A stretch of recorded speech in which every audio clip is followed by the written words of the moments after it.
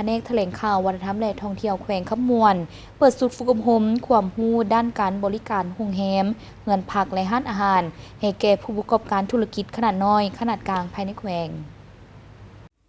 พิธีดังกล่าวได้จัดขึ้นในวันที่ 30 มิถุนายน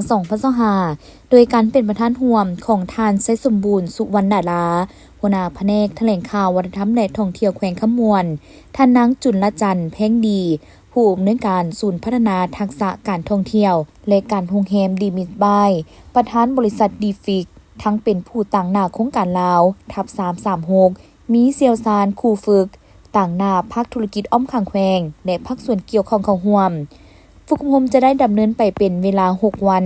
แต่วันที่30 มิถุนายน วันที่5 กรกฎาคม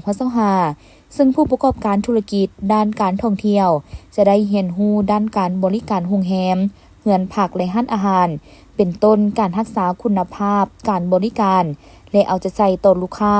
ทักษะการบริการอาหารและเครื่องดื่มความรู้พื้นฐานเกี่ยวกับแผนกแม่เรือนการอนามัยห้องรับแขกวิธีตกแต่งห้องนอนจัดอุปกรณ์ถึงโต๊ะอาหารในแต่ละคาบเข่าวิธีต้อนรับแขกที่มาใช้บริการวิธีเสิร์ฟเครื่องดื่มวิธีพับผ้าแผ่ซิดมือเป็นรูปต่างๆพร้อมทั้งจะได้ลงมือปฏิบัติตัวจริงอยู่โรงแรมในเทศบาลแขวง